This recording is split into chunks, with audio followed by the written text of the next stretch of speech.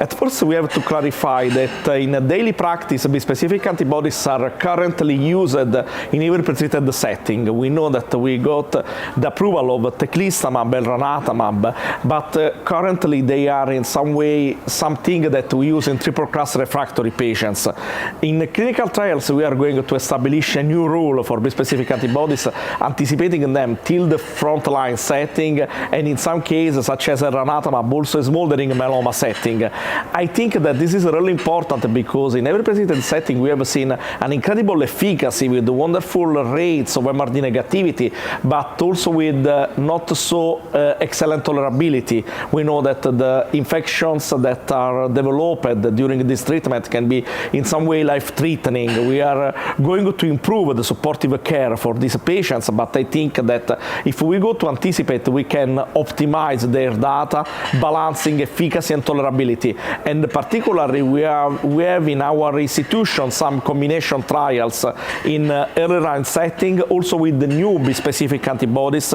We are going also to explore other regimens, not only anti-BCMA, anti-CD3, and I think that this is really important to understand which is today the correct sequencing for our patients. I'm particularly enthusiastic also about the role of Elranatamab in maintenance setting. We are going to explore magnetism 7 clinical trials. We don't have interim data, but in my impression, I think that the idea of positioning as a powerful drug in patients that have undergone to bone marrow of autologous transplantation can be another incredible positioning in which we can in some way optimize the role of these agents. However, I think that we have also to explore other agents, other bispecific antibodies, and I'm particularly curious about the arrival in clinical practice of Talquetamab that we have seen in clinical trials, expanded access program, and is going to be registered also in Italy, also in my country. I think that this can be an excellent agent for patients that have failed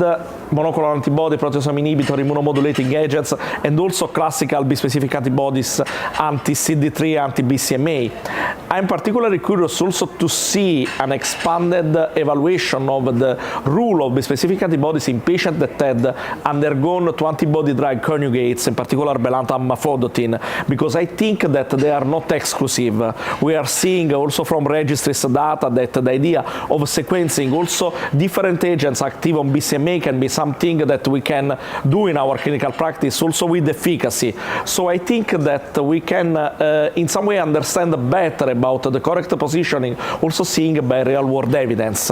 And I think that this is another important way to optimize the positioning of this drug. In general, I think that we have to consider that as much as we anticipate a drug, we can acquire the best efficacy together with the best tolerability. So I hope that as soon as possible, bispecific antibodies will be integrated in frontline setting and at least in early relapse setting, because I think that in these patients we can acquire the best result as possible. And I think that bispecific antibodies will help us to run to the cure in multiple myeloma. This is the best wish that we give to our patients and to their caregivers.